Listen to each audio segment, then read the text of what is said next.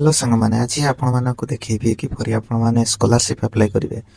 Plus two କିମ୍ବା plus ଥ୍ରୀର stipend ଯେଉଁ scholarship ଅଛି ତାହାକୁ କିପରି ଆପଣମାନେ ଆପ୍ଲାଏ କରିବେ। ଏହି ଭିଡ଼ିଓରେ ମୁଁ ଆପଣମାନଙ୍କୁ ପୁରା ଟୋଟାଲି ପ୍ରୋସେସ୍ ଦେଖେଇବି। କ'ଣ କ'ଣ ଡକୁମେଣ୍ଟ ଲାଗୁଛି, ଆପ୍ଲାଏ ପ୍ରୋସେସ୍ କ'ଣ ରହିଛି, ଏହି ଭିଡ଼ିଓରେ ମୁଁ ଆପଣମାନଙ୍କୁ ସବୁକିଛି ଦେଖେଇବି। ତ ଡେରି ନକରି ଚାଲନ୍ତୁ ଆଜିର ଭିଡ଼ିଓକୁ ଷ୍ଟାର୍ଟ କରିବା ଓ ଦେଖିବା କେମିତି କ'ଣ ପ୍ରୋସେସ୍ ରହିଛି। ତ ପ୍ରଥମେ ତ ଆପଣ କୌଣସି ଏକ ବ୍ରାଉଜରକୁ ଖୋଲି ନିଅନ୍ତୁ, ଯେମିତି ମୁଁ କ୍ରୋମ୍ ବ୍ରାଉଜରକୁ ଖୋଲି ନେଇଛି। ଖୋଲି ସାରିଲା ପରେ ଏଠାରେ ସର୍ଚ୍ଚରେ ଷ୍ଟେଟ୍ ସ୍କଲାରସିପ୍ ଲେଖିକି ସର୍ଚ୍ଚ କରନ୍ତୁ।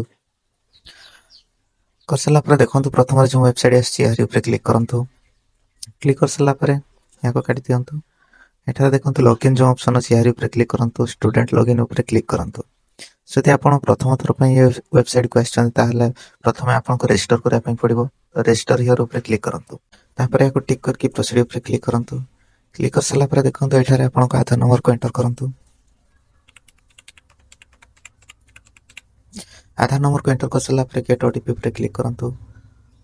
ଓଟିପି ଉପରେ କ୍ଲିକ୍ କରିସାରିଲା ପରେ ଦେଖନ୍ତୁ ଆପଣଙ୍କ ଆଧାର ସହିତ ଯେଉଁ ମୋବାଇଲ ନମ୍ବର ରେଜିଷ୍ଟର ଅଛି ସେହି ମୋବାଇଲ ନମ୍ବରକୁ ଗୋଟେ ଓଟିପି ଯିବ।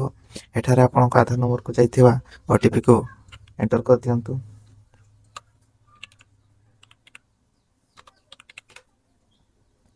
ଓଟିପିକୁ ଏଣ୍ଟର କରିସାରିଲା ପରେ ଭେରିଫାଇ ଓଟିପି ଉପରେ କ୍ଲିକ୍ କରନ୍ତୁ। କ୍ଲିକ୍ କରିସାରିଲା ପରେ ଦେଖନ୍ତୁ ଆପଣଙ୍କ ସାମ୍ନାରେ ଏମିତି କିଛି ଆସିଯାଇଛି। ଏଠାରେ ଆପଣଙ୍କର ମୋବାଇଲ ନମ୍ବରକୁ ଏଣ୍ଟର କରିଦିଅନ୍ତୁ। ଯଦି ଅଲଗା ମୋବାଇଲ ନମ୍ବର ଅଛି ତାହେଲେ ଏଠାରେ ଏଣ୍ଟର କରନ୍ତୁ, ନହେଲେ ଏହାକୁ ଏମିତି ଛାଡ଼ି ଦିଅନ୍ତୁ। ତାପରେ ଏଠାରେ ଆପଣଙ୍କ ଇମେଲ୍ ଆଡ୍ରେସକୁ ଏଣ୍ଟର କରନ୍ତୁ। ତାପରେ ଏଠାରେ ଗୋଟେ ପାସୱାର୍ଡ଼ କ୍ରିଏଟ୍ କରନ୍ତୁ ଆପଣଙ୍କ ଇଚ୍ଛା ଅନୁସାରେ। ତ ଆପଣ ପାସୱାର୍ଡ଼ କେମିତି କ୍ରିଏଟ୍ କରିବେ ଦେଖନ୍ତୁ, ମୁଁ ଏକ୍ସାମ୍ପଲ୍ ହିସାବରେ ସାଇଡ଼୍ରେ ଗୋଟେ ପାସୱାର୍ଡ଼ଟେ ଦେଇଛି। ଆପଣ ଏଇ ଟାଇପ୍ର ଗୋଟେ ପାସୱାର୍ଡ଼ କ୍ରିଏଟ୍ କରନ୍ତୁ। ତାପରେ ଏଠାରେ ରେଜିଷ୍ଟର ଯେଉଁ ଲେଖା ଅଛି ତାରି ଉପରେ କ୍ଲିକ୍ କରନ୍ତୁ। ରେଜିଷ୍ଟର ହେଇସାରିଲା ପରେ ଦେଖନ୍ତୁ ଆପଣ ରେଜିଷ୍ଟର ହେଇସାରିଲା ପରେ ଲଗ୍ଇନ୍ ଉପରେ କ୍ଲିକ୍ କରନ୍ତୁ। କ୍ଲିକ୍ କରିସାରିଲା ପରେ ଏଠାରେ ଆପଣଙ୍କ ଆଧାର ନମ୍ବରକୁ ଏଣ୍ଟର କରନ୍ତୁ। ଏଠାରେ ଆପଣଙ୍କ ଆଧାର ନମ୍ବରକୁ ଏଣ୍ଟର କରନ୍ତୁ। ତା ତଳେ ଆପଣ ରେଜିଷ୍ଟ୍ରେସନ କଲାବେଳେ ଯେଉଁ ପାସୱାର୍ଡ଼ ଦେଇଥିଲେ ସେହି ପାସୱାର୍ଡ଼କୁ ଏଠାରେ ଏଣ୍ଟର କରନ୍ତୁ। କରିସାରିଲା ପରେ ସାଇନ୍ ଇନ୍ ଉପରେ କ୍ଲିକ୍ କରନ୍ତୁ। କ୍ଲିକ୍ କରିସାରିଲା ପରେ ଦେଖନ୍ତୁ ଆପଣଙ୍କ ସାମ୍ନାରେ ଏମିତି କିଛି ଇଣ୍ଟରଫେସ୍ ଆସିଯିବ। ଆସିସାରିଲା ପରେ ଦେଖନ୍ତୁ ଆପ୍ଲାଏ ସ୍କଲାରସିପ୍ ଯେଉଁ ଲେଖା ଅଛି ଏହାରି ଉପରେ କ୍ଲିକ୍ କରିବେ। କ୍ଲିକ୍ କରିସାରିଲା ପରେ ଏଠାରେ ଦେଖନ୍ତୁ ଏମିତି ଆସିଯିବ। ଏଠାରେ 25-26 ସିଲେକ୍ଟ ଥିବ, ଯଦି ସିଲେକ୍ଟ ନଥିବ ତାହେଲେ 25-26 ସିଲେକ୍ଟ କରନ୍ତୁ। ଏଠାରେ ଡିପାର୍ଟମେଣ୍ଟରେ ଆପଣ ST SC ଆଣ୍ଡ MBC ଯେଉଁ ଅଛି ଏହାକୁ ସିଲେକ୍ଟ କରନ୍ତୁ। କରିସାରିଲା ପରେ ଏଠାରେ ଆପଣଙ୍କ ସ୍କିମ୍ରେ ପୋଷ୍ଟ ମ୍ୟାଟ୍ରିକ୍ ସ୍କଲାରସିପ୍କୁ ସିଲେକ୍ଟ କରନ୍ତୁ। ଯେହେତୁ +3 ପିଲାର ମୁଁ ଆପ୍ଲାଏ କରିଛି ସେଥିପାଇଁ ମୁଁ ପୋଷ୍ଟ ମ୍ୟାଟ୍ରିକ୍ ସିଲେକ୍ଟ କରିଛି। ଆପଣ +2 ହେଲେ ପୋଷ୍ଟ ମ୍ୟାଟ୍ରିକ୍ ସିଲେକ୍ଟ କରିବେ। ଯଦି ଆପଣ ସାମ୍ସ ସିଲେକ୍ଟ କରୁଛନ୍ତି ତାହେଲେ ଅନଲାଇନ୍ ଯେତେବେଳେ ଆପଣ ଆପ୍ଲାଏ କରିଥିଲେ କଲେଜ ପାଇଁ ଯେଉଁ ଆପ୍ଲିକେସନ ଫର୍ମଟି ବାହାରିଥାଏ ତାହାରି ଉପରେ ଯେଉଁ ଥାଏ ବାରକୋଡ୍ଟି, ସେହି ବାରକୋଡ୍ ଏଠାରେ ଦେବା ପାଇଁ ପଡ଼ିବ। ଯଦି ନନ୍ ସାମ୍ କରୁଛନ୍ତି ତାହେଲେ ଆପଣଙ୍କୁ କିଛି ଦେବା ପାଇଁ ପଡ଼ିବ ନାହିଁ। ଯଦି ଅଛି ତାହେଲେ ସାମ୍ ସିଲେକ୍ଟ କରିକି ଏଠାରେ ଦିଅନ୍ତୁ, ନହେଲେ ନନ୍ ସାମ୍ ମଧ୍ୟ କରିପାରିବେ, କିଛି ଅସୁବିଧା ନାହିଁ।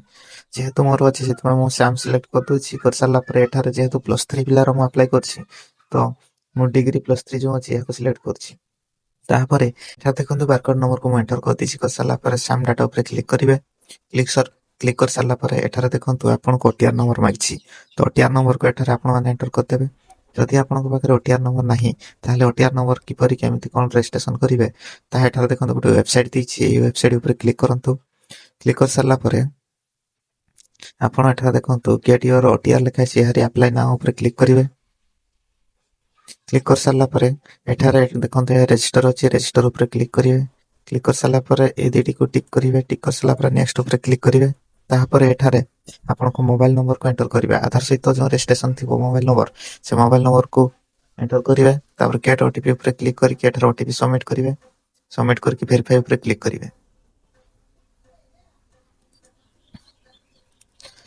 ତାପରେ ଏଠାରେ OTP ଏଣ୍ଟର କରିକି କ୍ୟାପଚା ଏଣ୍ଟର କରିକି ଭେରିଫାଇ ଉପରେ କ୍ଲିକ୍ କରିବେ। ତାପରେ ଏଠାରେ ଆପଣଙ୍କ ଆଧାର ନମ୍ବରକୁ ଏଣ୍ଟର କରିବେ। ଆଧାର ନମ୍ବରକୁ ଏଣ୍ଟର କରିସାରିଲା ପରେ ଗେଟ୍ OTP ଉପରେ କ୍ଲିକ୍ କରିବେ। ଏଗ୍ରି ଉପରେ କ୍ଲିକ୍ କରିବେ। କ୍ଲିକ୍ କରିସାରିଲା ପରେ ଏଠାରେ ଦେଖନ୍ତୁ ଆପଣଙ୍କ ଆଧାର ସହିତ ରେଜିଷ୍ଟ୍ରେସନ ଥିବ ମୋବାଇଲ ନମ୍ବରକୁ ଗୋଟେ OTP ଆସିଯିବ। ସେ OTPକୁ ଏଠାରେ ଏଣ୍ଟର କରନ୍ତୁ। ତାପରେ ଭେରିଫାଇ ଉପରେ କ୍ଲିକ୍ କରନ୍ତୁ। କ୍ଲିକ୍ କରିସାରିଲା ପରେ ଦେଖନ୍ତୁ କିଛି ସମୟ 10 ସେକେଣ୍ଡ ଟାଇମ୍ ଚାଲିବ, ଏହାକୁ ସରିବା ପାଇଁ ଦିଅନ୍ତୁ। ତାପରେ ଦେଖନ୍ତୁ ଆପଣଙ୍କ ଆଧାର କାର୍ଡ଼ରେ ଯେଉଁ ଫଟୋ ଥିବ କିମ୍ବା ଯାହା ଡିଟେଲ୍ସ ଥିବ ସେସବୁ ଆସିଯାଇଛି। ଏଠାରେ ଆପଣ ମଦର ନେମ୍ ଜାଗାରେ ଆପଣଙ୍କ ମା ନାଁ ଦିଅନ୍ତୁ, ଫାଦର ନେମ୍ ଜାଗାରେ ଆପଣଙ୍କ ବାପା ନାଁ ଏଠାରେ ଏଣ୍ଟର କରିଦିଅନ୍ତୁ। ତାପରେ ଦେଖନ୍ତୁ ଏଠାରେ ବାପା ନାଁ ମା ନାଁ ଦେଇ ସାରିଲା ପରେ ଫିନିଶ ଉପରେ କ୍ଲିକ୍ କରନ୍ତୁ। କ୍ଲିକ୍ କରିସାରିଲା ପରେ ଦେଖନ୍ତୁ ଏଠାରେ ଗୋଟେ ଆପଣଙ୍କ ରେଫରେନ୍ସ ନମ୍ବର ଜେନେରେଟ୍ ହେଇଯାଇଛି। ଏ ନମ୍ବରକୁ ଆପଣ ସ୍କ୍ରିନଶଟ୍ ମାରନ୍ତୁ, ନହେଲେ ନୋଟ୍ କରିକି ରଖନ୍ତୁ। ଆପଣଙ୍କ ମୋବାଇଲରେ ପ୍ଲେ ଷ୍ଟୋର ଗୋଟେ ଆପ୍ଲିକେସନ୍ ଡାଉନଲୋଡ୍ କରିବେ। ମୋବାଇଲ ସ୍କ୍ରିନ୍କୁ ଚାଲନ୍ତୁ ନେଇଯାଉଛି, କେମିତି କ'ଣ ବାକି ପ୍ରୋସେସ୍ ରହିଛି ଆପଣମାନଙ୍କୁ ଦେଖେଇବି। ତାପରେ ଦେଖନ୍ତୁ ମୁଁ ମୋବାଇଲ ସ୍କ୍ରିନ୍ର ପ୍ଲେ ଷ୍ଟୋରକୁ ଆସିଯାଇଛି। ତ ଏଠାରେ ସର୍ଚ୍ଚରେ ଆପଣ OTR ଲେଖି ସର୍ଚ୍ଚ କରନ୍ତୁ। ଯେଉଁ ପ୍ରଥମରେ ଯେଉଁ ଆପ୍ଲିକେସନଟି ଆସିଛି ଏହାକୁ ଇନଷ୍ଟଲ କରନ୍ତୁ। ଯେହେତୁ ମୁଁ ଆଗରୁ ଇନଷ୍ଟଲ କରିସାରିଛି ତ ମୋର ଓପନ୍ ଦେଖୁଛି, ମୁଁ ଓପନ୍ କରୁଛି। ଓପନ୍ ହେଇସାରିଲା ପରେ ଦେଖନ୍ତୁ ଏଠାରେ ଆପଣ ଲଗ୍ଇନ୍ ପ୍ଲେ ଷ୍ଟୋରକୁ ଛାଡ଼ି ଦିଅନ୍ତୁ, କାହିଁକିନା ଆମେ କମ୍ପ୍ୟୁଟରରେ ପ୍ଲେ ଷ୍ଟୋର କରିସାରିଛେ। ତ ଏଠାରେ ଦେଖନ୍ତୁ ଡାଇରେକ୍ଟ ଯେଉଁ eKYC ବାଇ ଫେସ୍ ଲେଖା ହେଇଛି ତାହାରି ଉପରେ କ୍ଲିକ୍ କରନ୍ତୁ। କ୍ଲିକ୍ କରିସାରିଲା ପରେ ଦେଖନ୍ତୁ ଆପଣଙ୍କ କମ୍ପ୍ୟୁଟରରେ ଯେତେବେଳେ ରେଜିଷ୍ଟ୍ରେସନ କରିଥିଲେ ସେଇ ଟାଇମରେ ଗୋଟେ ରେଫରେନ୍ସ ନମ୍ବର ଆପଣଙ୍କୁ ମୁଁ ନୋଟ୍ କରିବା ପାଇଁ କହିଥିଲି। ସେ ନମ୍ବରକୁ ଏଠାରେ ଏଣ୍ଟର କରନ୍ତୁ। ସେ ନମ୍ବରକୁ ଏଣ୍ଟର କରିସାରିଲା ପରେ ସେଣ୍ଡ OTP ଉପରେ କ୍ଲିକ୍ କରନ୍ତୁ। ଆପଣ ଯେଉଁ ମୋବାଇଲ ନମ୍ବର ଦେଇକି ରେଜିଷ୍ଟ୍ରେସନ ହେଇଛନ୍ତି ସେ ମୋବାଇଲ ନମ୍ବରକୁ ଗୋଟେ OTP ଆସିବ। ଏଠାରେ ଆପଣ OTP ଆସିଯାଇଛି ଦେଖନ୍ତୁ। ସେ OTPକୁ ଏଠାରେ ଏଣ୍ଟର କରନ୍ତୁ। ତାପରେ ନେକ୍ସଟ ଉପରେ କ୍ଲିକ୍ କରନ୍ତୁ। କ୍ଲିକ୍ କରିସାରିଲା ପରେ ଦେଖନ୍ତୁ ଆପଣଙ୍କ ଡିଟେଲ୍ସ ଖୋଲିଯାଇଛି। ଏଠାରେ ଦେଖନ୍ତୁ ତଳେ ଯେଉଁ ପ୍ରୋସିଡ୍ ଫର୍ ଫେସ୍ ଅଥେଣ୍ଟିକେସନ ତାହାରି ଉପରେ କ୍ଲିକ୍ କରନ୍ତୁ। ଏଗ୍ରିରେ କ୍ଲିକ୍ କରନ୍ତୁ। କ୍ଲିକ୍ କରିସାରିଲା ପରେ ଦେଖନ୍ତୁ ଆପଣଙ୍କ ସାମ୍ନାରେ କ୍ୟାମେରା ଓପନ୍ ହେଇଯାଇଛି। ତ ଆପଣଙ୍କ ଫେସ୍କୁ ଦେଖେଇକି ସେଠାରେ KYC କମ୍ପ୍ଲିଟ୍ କରିନିଅନ୍ତୁ। ଆପଣଙ୍କ ଫେସ୍ ସକ୍ସେସଫୁଲି ନେଇଯାଇଛି। ତାପରେ ଏଠାରେ ଆପଣଙ୍କ OTR ନମ୍ବର ଜେନେରେଟ୍ ହୋଇଯାଇଛି। ତାପରେ ଯେଉଁ OTR ନମ୍ବରଟି ଆପଣଙ୍କୁ ମିଳିଲା ସେ OTR ନମ୍ବରକୁ ଏଠାରେ ଏଣ୍ଟର କରନ୍ତୁ ଓ ଭେରିଫାଇ ଉପରେ କ୍ଲିକ୍ କରନ୍ତୁ। କ୍ଲିକ୍ କରିସାରିଲା ପରେ ଏଠାରେ ଆପଣଙ୍କ ନାଁ, ଆପଣଙ୍କ କାଟାଗୋରୀ କାଷ୍ଟ ଯେଉଁ ରହିଛି ସେସବୁ ଆସିଯାଇଥିବ। ଯଦି ଆସିନି ତାହେଲେ ଆପଣଙ୍କ ନାଁ, ଏଠାରେ ଆପଣ ମାନୁଆଲି ଆପଣଙ୍କ କାଟାଗୋରୀ କ'ଣ ST, SC, OBC ଯାହା ବି ଅଛି ସିଲେକ୍ଟ କରନ୍ତୁ। ଏଠାରେ ଆପଣଙ୍କ ଜାତି ଯାହା ବି ଅଛି ଏହା ସିଲେକ୍ଟ କରନ୍ତୁ। କରିସାରିଲା ପରେ ଏଠାରେ ମେଲ୍ କିମ୍ବା ଫିମେଲ୍ ସିଲେକ୍ଟ ହେଇଯାଇଥିବ ଅଟୋମେଟିକ୍। ଯଦି ଆସିନି ତାହେଲେ ଆପଣ ସିଲେକ୍ଟ କରିପାରିବେ। ତାପରେ ରିଲିଜିଅନରେ ଆପଣ ହିନ୍ଦୁ ସିଲେକ୍ଟ କରନ୍ତୁ। କରିସାରିଲା ପରେ ଏଠାରେ ଆପଣ ଡେଟ୍ ଅଫ୍ ବାର୍ଥ ଅଟୋମେଟିକ୍ ଆସିଯାଇଥିବ। ଯଦି ଆସିନଥିବ ତାହେଲେ ଆପଣ ଏହାକୁ ବି ଦେଇପାରିବେ। ତାପରେ ଏଠାରେ ଆପଣଙ୍କ ଆଧାର ନମ୍ବରକୁ ଏଣ୍ଟର କରନ୍ତୁ। କରିସାରିଲା ପରେ ଭେରିଫାଇ ଉପରେ କ୍ଲିକ୍ କରିବେ। ଆପଣଙ୍କ ଆଧାର ସହିତ ରେଜିଷ୍ଟର ଥିବ ମୋବାଇଲ ନମ୍ବରକୁ ଗୋଟେ OTP ଯିବ। ସେ ମୋବାଇଲ ନମ୍ବରକୁ ଏଣ୍ଟର କରିବେ। କରିସାରିଲା ପରେ ଦେଖନ୍ତୁ ତା ତଳକୁ ପଳେଇ ଆସନ୍ତୁ। ଏଠାରେ ଆପଣଙ୍କ ମୋବାଇଲ ନମ୍ବର ଏଣ୍ଟର କରିବା ପାଇଁ ପଡ଼ିବ। ଏଠାରେ ଅଲ୍ଟରନେଟିଭ୍ ଗୋଟେ ମୋବାଇଲ ନମ୍ବର ଏଣ୍ଟର କରିବା ପାଇଁ ପଡ଼ିବ। ତାପରେ ଏଠାରେ ଇମେଲ ଆଡ୍ରେସକୁ ଏଣ୍ଟର କରନ୍ତୁ। ଏଠାରେ ଦେଖନ୍ତୁ ଆପଣଙ୍କ ବାପା ନାଁକୁ ଏଣ୍ଟର କରନ୍ତୁ। ଏଠାରେ ତାଙ୍କର ଏଜୁକେସନ ଷ୍ଟାଟସକୁ ଏଣ୍ଟର କରନ୍ତୁ। ତାପରେ ଏଠାରେ ଆପଣଙ୍କ ବାପାର ଅକୁପେସନ ଟାଇପ୍, ଯାହାର ବାପା ଫାର୍ମର ସେ ଫାର୍ମର ଲେଖିବ। ଯାହାର ବାପା ସର୍ଭିସ କରୁଛନ୍ତି ସେ ଗଭର୍ଣ୍ଣମେଣ୍ଟ ସର୍ଭିସ ହଉ କି ଯାହା ବି ସର୍ଭିସ କରୁଛନ୍ତି ସେ ସର୍ଭିସ ଲେଖିବ। ସେହି ଅନୁସାରେ ଏଠାରେ ଆପଣଙ୍କ ଡିଟେଲ୍ସ ଦିଅନ୍ତୁ। ତାପରେ ଏଠାରେ ଗାର୍ଡିଆନ ନେମ୍ରେ ଆପଣଙ୍କ ବାପା ନାଁ କି ମା ନାଁ ଦେଇପାରିବେ। ତାପରେ ଏଠାରେ ଆଡ୍ରେସ ଇନଫର୍ମେସନରେ ଦେଖନ୍ତୁ ଆପଣଙ୍କ ଡିଷ୍ଟ୍ରିକ୍ଟ, ବ୍ଲକ, ଗ୍ରାମ ପଞ୍ଚାୟତ, ଭିଲେଜ, ପିନକୋଡ ଦିଅନ୍ତୁ। ତାପରେ ନେକ୍ସଟ ଉପରେ କ୍ଲିକ୍ କରନ୍ତୁ। ତାପରେ ଦେଖନ୍ତୁ ଏଠାରେ ଏକାଡେମିକ ଇନଫର୍ମେସନ ଆସିଯାଇଛି। এই পেଜକୁ ଆମେ ଆସିଯାଇଛେ ନେକ୍ସଟ ହେଇକି। ତ ଏଠାରେ ଦେଖନ୍ତୁ ଆପଣଙ୍କର ଯାହା ବି ପଢ଼ିଛନ୍ତି କ୍ୱାଲିଫିକେସନ ଡିଟେଲ୍ସ ଏଠାରେ ଦେବା ପାଇଁ ପଡ଼ିବ। ଯେହେତୁ ଆମେ +3 ପାଇଁ ଆପ୍ଲାଏ କରୁଛେ, +3 ଫାର୍ଷ୍ଟ ଇୟର ପାଇଁ ଷ୍ଟାଇପେଣ୍ଡ ଆପ୍ଲାଏ କରୁଛେ, ପ୍ରଥମେ ଆପଣ ଏଠାରେ ଦେଖନ୍ତୁ କୋର୍ସ ଟାଇପ୍ ସିଲେକ୍ଟ ହେଇଛି ମାନେ ଆପଣ 10 କ୍ଲାସ ଡିଟେଲ୍ସ ଏଠାରେ ଦେବା ପାଇଁ ପଡ଼ିବ। ଆପଣ ଯେଉଁ ବୋର୍ଡରେ ପଢ଼ିଛନ୍ତି ସେଇ ବୋର୍ଡକୁ ଏଠାରେ ସିଲେକ୍ଟ କରନ୍ତୁ। ଯେହେତୁ ମୁଁ BSc ଓଡ଼ିଶା ବୋର୍ଡରେ ପଢ଼ିଛି ତ BSc ଓଡ଼ିଶାକୁ ଏଠାରେ ସିଲେକ୍ଟ କରିଦେଉଛି। କରିସାରିଲା ପରେ ଏଠାରେ ଦେଖନ୍ତୁ ଆପଣ ଯେଉଁ ମସିହାରେ ପାସ୍ ଆଉଟ୍ ହେଇଥିବେ, 10 କ୍ଲାସ ପାସ୍ ଆଉଟ୍ କରିଥିବେ ସେଇ ମସିହାକୁ ଏଠାରେ ସିଲେକ୍ଟ କରନ୍ତୁ। ଏଠାରେ ଆପଣଙ୍କ ରୋଲ ନମ୍ବରକୁ ଏଣ୍ଟର କରନ୍ତୁ। କରିସାରିଲା ପରେ ଆପଣଙ୍କର ଏଠାରେ ଟୋଟାଲ ମାର୍କ କେତେ ରଖିଥିଲେ ମାର୍କ ସେ ଅଟୋମେଟିକ୍ ଆସିଯିବ। ଆସିଲା ପରେ ଏଠାରେ ପରସେଣ୍ଟେଜ ମଧ୍ୟ ଅଟୋମେଟିକ୍ ଆସିଯିବ। ତାପରେ ଏଠାରେ 10th କ୍ଲାସ ସାର୍ଟିଫିକେଟକୁ ଅପଲୋଡ଼ କରିଦିଅନ୍ତୁ। ତାପରେ ଦେଖନ୍ତୁ ଏଠାରେ ଆପଣ +2 ସିଲେକ୍ଟ କରନ୍ତୁ। କରିସାରିଲା ପରେ ଏଠାରେ ଆପଣ +2 କେଉଁ ବୋର୍ଡରେ ପଢ଼ିଛନ୍ତି ତାହା ଏଠାରେ ସିଲେକ୍ଟ କରିବେ। ଯେହେତୁ ଓଡ଼ିଶା ବୋର୍ଡ ସେଇଥିପାଇଁ CHSC ଓଡ଼ିଶା ମୁଁ ସିଲେକ୍ଟ କରିଦେଉଛି। ଯଦି ଆପଣ ଅଲଗା କିଛି ଇଂଲିଶ ମିଡ଼ିୟମରେ ପଢ଼ିଥିବେ ତାହେଲେ ଏଠାରେ ଦେଖନ୍ତୁ CBSE ନ୍ୟୁ ଦିଲ୍ଲୀ ଯେଉଁ ବୋର୍ଡ ଅଛି ଏହାକୁ ସିଲେକ୍ଟ କରିବେ। ଯେହେତୁ ମୁଁ ଓଡ଼ିଶା ବୋର୍ଡରେ ପଢ଼ିଛି ସେଥିପାଇଁ ମୁଁ ଓଡ଼ିଶା ବୋର୍ଡକୁ ସିଲେକ୍ଟ କରିଦେଉଛି। ତାପରେ +2 କେଉଁ ଇୟରରେ ପାସ୍ ଆଉଟ୍ ହେଇଛନ୍ତି ତାହା ଏଠାରେ ସିଲେକ୍ଟ କରିବେ। କରିସାରିଲା ପରେ ଏଠାରେ +2 ରୋଲ ନମ୍ବରକୁ ଏଣ୍ଟର କରନ୍ତୁ। ଏଠାରେ ଆପଣଙ୍କର କେତେ ଟୋଟାଲ ମାର୍କ, ସିକ୍ୟୁର ମାର୍କ କେତେ ରଖିଥିଲେ, ପରସେଣ୍ଟେଜ କେତେ ସେ ଅଟୋମେଟିକ୍ ଆସିଯିବ। ଆସିସାରିଲା ପରେ ଏଠାରେ ଦେଖନ୍ତୁ ଆପଣ ବ୍ରାଉଜରେ କ୍ଲିକ୍ କରିକି ଆପଣଙ୍କ +2 ମାର୍କସିଟ୍କୁ ଏଠାରେ ଅପଲୋଡ଼ କରିଦିଅନ୍ତୁ। କରିସାରିଲା ପରେ ଏଠାରେ ଦେଖନ୍ତୁ ଆପଣ କେଉଁ କଲେଜରେ ପଢ଼ୁଛନ୍ତି ତାହାର ଡିଟେଲ୍ସ ଦେବା ପାଇଁ ପଡ଼ିବ। ଏବେ ଯେଉଁ କଲେଜରେ ଆପଣ +3 ଫାର୍ଷ୍ଟ ଇୟର ଆଡ଼ମିସନ୍ କରିଛନ୍ତି ସେ ଡିଟେଲ୍ସ ଏଠାରେ ଦେବା ପାଇଁ ପଡ଼ିବ। ତ ଆପଣ ଯେଉଁ କଲେଜରେ ପଢ଼ୁଛନ୍ତି ତାହା ଓଡ଼ିଶା ଭିତରେ କି ଓଡ଼ିଶା ବାହାରେ ତାହା ଏଠାରେ ପ୍ରଥମେ ସିଲେକ୍ଟ କରିବା ପାଇଁ ପଡ଼ିବ। ଯଦି ଆଉଟସାଇଡ୍ ଷ୍ଟେଟ୍ ସିଲେକ୍ଟ କରିବେ ତାହେଲେ ଓଡ଼ିଶା ବାହାରେ ଯଦି ପଢ଼ୁଥିବେ ତାହେଲେ ଆଉଟସାଇଡ୍ ଷ୍ଟେଟ୍କୁ ସିଲେକ୍ଟ କରିବେ। ଯଦି ଓଡ଼ିଶା ଭିତରେ ଆପଣ ପଢ଼ୁଛନ୍ତି ତାହେଲେ ୱିଦିନ୍ ଷ୍ଟେଟ୍ ଉପରେ ସିଲେକ୍ଟ କରିବେ। କରିସାରିଲା ପରେ ଏଠାରେ ଡିଷ୍ଟ୍ରିକ୍ଟକୁ ସିଲେକ୍ଟ କରିବେ ଆପଣଙ୍କ କଲେଜ କେଉଁ ଡିଷ୍ଟ୍ରିକ୍ଟରେ ପଢ଼ୁଛି। ତାପରେ ଏଠାରେ ଆପଣଙ୍କୁ से कॉलेज ब्लॉक को सिलेक्ट करने पड़ो। तापर एठार देखो मु कॉलेज को सिलेक्ट कर दीची कर सारा पर एठार नेचर ऑफ कोर्स रे आपण जनरल को सिलेक्ट करंतु जदि आपण सेल्फ फाइनेंसिंग रे पढुतबे ताले सेल्फ फाइनेंसिंग को सिलेक्ट करिवे। तापर एठार कोर्स रे +3 सिलेक्ट करंतु कर सारा पर एठार आर्ट्स किबा साइंस जहा अछि आपण को सब्जेक्ट ताहा स्ट्रीम को सिलेक्ट करंतु। तो एठारे आपण को ईयर रे एडमिशन करछन ता सिलेक्ट करिवे। मु +3 फर्स्ट ईयर जेतु फर्स्ट सिलेक्ट करछि एठारे आपण को रोल नंबर को एंटर करंतु। तापर को डेट रे आपण एडमिशन करछंती से डेट को एठारे सिलेक्ट करिवे। तापर एठारे आपण को एडमिशन रजिस्ट्रेशन नंबर माइछि आपण रोल नंबर जो दैछंती से रोल नंबर को ही एठारे एंटर करंतु। कर साला पर एठारे पुनी थरे डेट गुडे मागिछि एडमिशन डे एडमिशन डेट मागिछि।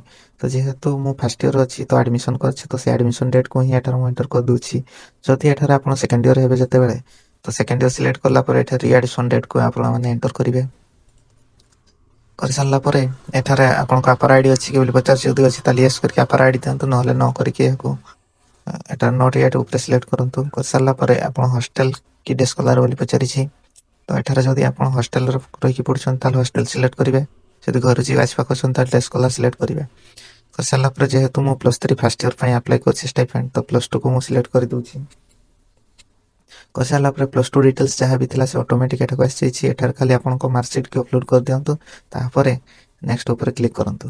तापर नेक्स्ट ऊपर क्लिक कर साला पर एठार देखंतु आपण को एलिजिबिलिटी इन्फॉर्मेशन ऊपर को आसी छी। साला पर एठारे आपण को इनकम सर्टिफिकेट को देबा पय पड़िबो।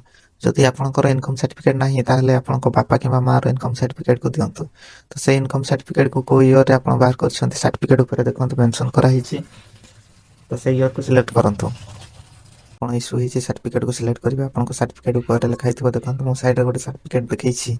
एठा देखंतु ईयर लिखाई छी ईयर को आपण एठा सिलेक्ट करिवे। कर साला पर एठा इनकम सर्टिफिकेट नंबर को एंटर करिवे। कर साला पर आपण ऑटोमेटिक आपण को सर्टिफिकेट जहा भी डिटेल्स थिबो देखन से ऑटोमेटिक आसी छी। आपण को फैमिली इनकम हला सर्टिफिकेट टिका ना रे हिची आसी थिबो। एठा देखन इशूइंग अथॉरिटी जो लिखाई छी एठा तहसीलदार को सिलेक्ट कर दियंतु। मु जहा सिलेक्ट करछि आपण भी से अनुसार सिलेक्ट करंतु। आपण को इशू डेट आसी जाइथिबो आपण को बापा ना मां ना ऑटोमेटिक आसी जाइथिबो। तापर एठा टोकन नंबर उठे मागिछि देखंतु टोकन नंबर देखंतु सर्टिफिकेट रे इठी लिखा हिची एटा हला आपण को token number. A token number को एठा एंटर करिवे। तापर देखंतु एठा 10 क्लास डिटेल्स मागिछि एठा आपण को 10 क्लास रो सर्टिफिकेट नंबर को एंटर करंतु। आपण को बोर्ड रे पास आउट हिचन से बोर्ड को सिलेक्ट करंतु। कर साला पर एठा आपण को 10 क्लास सर्टिफिकेट को अपलोड कर दियंतु। तापर देखंतु एठारे आपण को कास्ट सर्टिफिकेट डिटेल्स मागिछि 2020 फेब्रुआरी 1 2020 पूर्व बार करछन ताले बिफोर को सिलेक्ट करिवे। जदि आपण माने 1 फेब्रुआरी 2020 परे बार करछन ताले आफ्टर को सिलेक्ट करिवे। कर साला पर एठारे कास्ट सर्टिफिकेट को एंटर करंतु। कास्ट सर्टिफिकेट नंबर दे साला पर देखंतु पुणी इनकम सर्टिफिकेट रे जेमिति ऑटोमेटिक सब किछि डिटेल्स आसी जाइतिला सेही परे आपण कास्ट सर्टिफिकेट रे मध्ये सब किछि डिटेल्स आसी जाइछि। खाली याकू इशूइंग अथॉरिटी टा आपण तहसीलदार सिलेक्ट कर दियंतु। कर साला पर एटा टोकन नंबर सर्टिफिकेट देखंतु एठी लिखाइ छै ए नंबर को एठा एंटर कर दियंतु। कर साला पर एठा देखंतु दिव्यांग डिटेल्स माइछि माने आज आपण जदि डिसेबिलिटी पर्सन थिबे किछि भी प्रकार ताले एठा आपण सिलेक्ट करि परिबे। जदि आपण किछि नाहंती ताले आपण एठा नेक्स्ट हे साला पर अकाउंट इन्फॉर्मेशन को आसी छै। अकाउंट इन्फॉर्मेशन आसला पर एठा आपण को बैंक डिटेल्स माइछि तो आपण को जो बैंक रे भी खाता अछि ताहार एठा एफसी कोड को एंटर करंतु। एठार सब ऑटोमेटिक बैंक ना और ब्रांच ना से ऑटोमेटिक आसी जिवो। देखंतु मु एंटर कर दोछि एफसी कोड को एंटर करला पर ही ऑटोमेटिक से बैंक ना आपन को ब्रांच को उठी आसी जिवो ऑटोमेटिक। एठार आपन को बैंक होल्डर नेम माने आपन को ना एंटर करिवे प्लस एठार आपन को अकाउंट नंबर पुणी थरे अकाउंट नंबर को भलो भाबरे देखि एंटर करिवे। कर साला पर एठार आपन आधार सीडिंग अछि कि नै अकाउंट पचरछि तो यस करिवे। यस कर साला पर एठार आपन को बैंक खाता को अपलोड करिवे। ब्राउज़र पे क्लिक करके आपन को बैंक खाता को अपलोड करिवे। कर साला पर आपन सबमिट ऊपर क्लिक करिवे। तापर सबमिट ऊपर क्लिक कर साला पर देखन सब डिटेल्स आसी जिवो। आसला पर ताको भलो भाबरे देखि कि आपन सबमिट ऊपर क्लिक करंतु।